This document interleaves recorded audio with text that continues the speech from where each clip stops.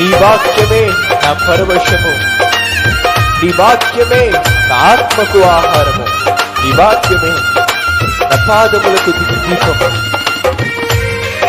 ఆ వాక్యముతో ఆ మాటలతో మనల్ని నింపినందుకు ప్రభువును మహిమపరుస్తూ అందరం కలిసి ఎలుగెత్తి పాడదాం.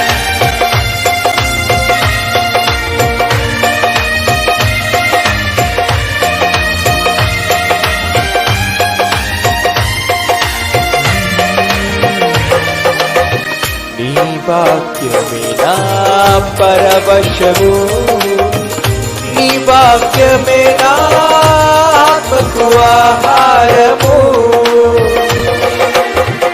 నీ వాక్యమే నా పరవశము, నీ వాక్యమే నా ఆత్మకు ఆహారము,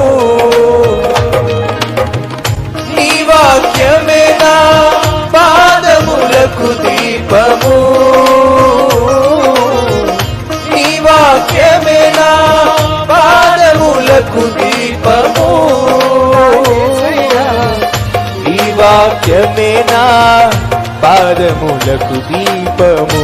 అందరం కలిసి నా స్తుతి పాత్రుడా నా యేసయ్యా, నా స్తుతి పాత్రుడా నా యేసయ్యా, నా ఆరాధనకు నీవే యోగ్యుడవయ్యా, నా ఆరాధనకు నీవే యోగ్యుడవయ్యా, నా స్తుతి పాత్రుడా నా యేసయ్యా, నా స్తుతి పాత్రుడా నా యేసయ్యా.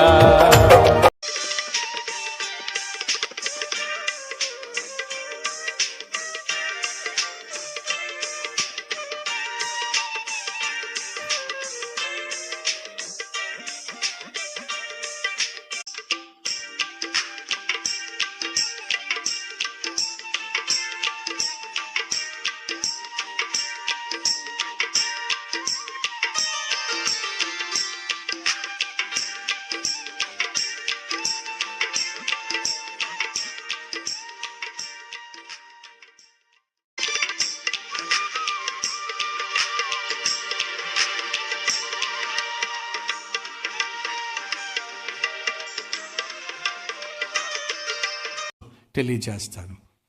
లేవీయులు ఎవరు కనిపించినప్పుడు ఎజ్రా ఏం చేశాడంటే ఓ ప్రాంతానికి పంపించి అక్కడ లేవీయులు ఉంటారు, వెళ్ళండి, వెళ్ళి చూడండి అంటే ఏమైందో చూద్దాం రండి.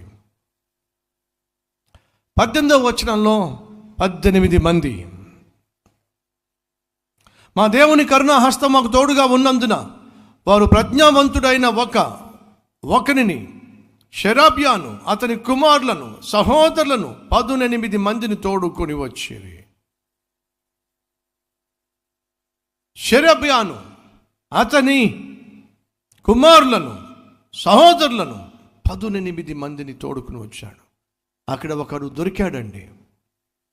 తాను మాత్రమే కాకుండా తన కుమారులను కూడా రండర్రా మనం వెళ్దాం, దేవుని సేవ చేసే అవకాశం దొరికింది, దేవుని మందిరంలో పనిచేసే అవకాశం మనకు దొరికింది. తను మాత్రమే కాకుండా తన కుమారులను సహోదరులను పోగేసి 18 మందిని తీసుకొచ్చాడు. అందరం కలిసి వెళ్దాం, తండ్రిలో మీరు సేవలో పాల్పంచుకోండి, మీతో పాటు మీ బిడ్డలను కూడా సేవలో పాల్పంచుకునే ప్రోత్సాహాన్ని ఇవ్వండి. సిఎస్ టీంలో ఉంటున్న వాళ్ళు మీ పిల్లలను పరిచర్యలో పాల్పంచుకోవడానికి ప్రోత్సహించండి. స్టూడెంట్గా ఉంటున్నారా? స్టూడెంట్గా ఉన్నప్పుడే ప్రభు పరిచర్యలో పాల్పంచుకోలాగా ప్రోత్సహించండి. షెరబ్యా తాను ప్రజ్ఞావంతుడైన ఒకడు, షెరబ్యాను అతని కుమారులను సహోదరులను 18 మందిని తోడుకొని వచ్చును.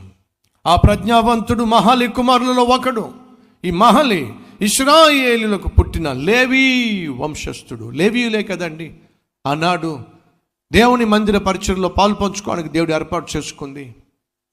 దేవుడు ఏర్పరచుకున్నవాడు ముందుకు వచ్చాడు. దేవుడు ఏర్పరచుకున్న నీవు ముందుకు రావాలి. క్రీస్తు రక్తంలో కడగబడిన నీవు ముందుకు రావాలి పరిచర్యలో పాల్పంచుకోవడానికి, దేవుణ్ణి సేవించడానికి. మీలో ఎంతమంది ఒకప్పుడు నేను పాపంలో జీవించాను, కానీ ఇప్పుడు దేవుడు నన్ను తన కుమారునిగా అంగీకరించి వెలుగు సంబంధిగా దేవుని బిడ్డగా మార్చాడు, నన్ను ఆ విధంగా మార్చాడు అన్నవారు చేయి చూపిస్తారా? ఒకప్పుడు చీకటి సంబంధిని, కానీ ఇప్పుడు దేవుడు నన్ను బాగు చేశాడు అన్నవారు చేయి చూపిస్తారా? అయితే వినండి, మనం ఎవరో బైబిల్ను సెలవిస్తూ ఉంది. పేతురు రాసిన పత్రిక, ఎవరం మనం? 2వ అధ్యాయము 9వ వచనము. పేతురు రాసిన మొదటి పత్రిక 2వ అధ్యాయము 9వ వచనము. అయితే మీరు చీకటిలో నుండి ఆశ్చర్యకరమైన తన వెలుగులోనికి మిమ్మును పిలిచిన వాని గుణాతిశయములను ప్రచురము చేయు నిమిత్తము. అయితే మీరు చీకటిలో నుండి ఆశ్చర్యకరమైన తన వెలుగులోనికి మిమ్మును పిలిచిన వాని గుణాతిశయములను ప్రచురము చేయు నిమిత్తము ఏర్పరచబడిన వంశమును, రాజులైన యాజక సమూహమును, పరిశుద్ధ జనమును, దేవుని సొత్తైన ప్రజలునై ఉన్నారు. ఎవరు వీళ్ళు? చేయి చూపించిన సహోదరుడా, సహోదరి, ఎవరు నువ్వు? ఒకప్పుడు చీకట్లో జీవించావు, కానీ చీకట్లో జీవిస్తున్న, పాపంలో జీవిస్తున్న నిన్ను దేవుడు ప్రేమించటమే కాకుండా ఆ పాపపు జీవితం నుంచి వేరు చేసి ప్రత్యేకపరిచి నిన్ను పరిశుద్ధ జనముగా మార్చాడు, దేవుని సొత్తుగా మార్చుకున్నాడు.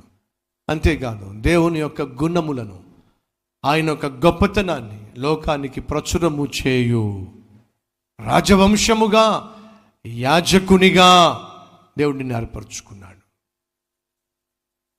దేవుడు నిన్ను ఏర్పరచుకున్న కారణం ఏమిటంటే తన సేవ చేస్తావని, తనకు పనికొచ్చే పాత్రగా నువ్వు ఉంటావని, పరిచర్యలో పనికొచ్చేటటువంటి ప్రయోజకునిగా, పరిచారకురాలుగా ఉంటావని దేవుడు నిన్ను ఏర్పరచుకున్నాడు. చీకటిలో నుండి వేరైన ప్రతి ఒక్కరూ కూడా ప్రభు పరిచర్యలో పాలు పంచుకోవడానికి యోగ్యులు.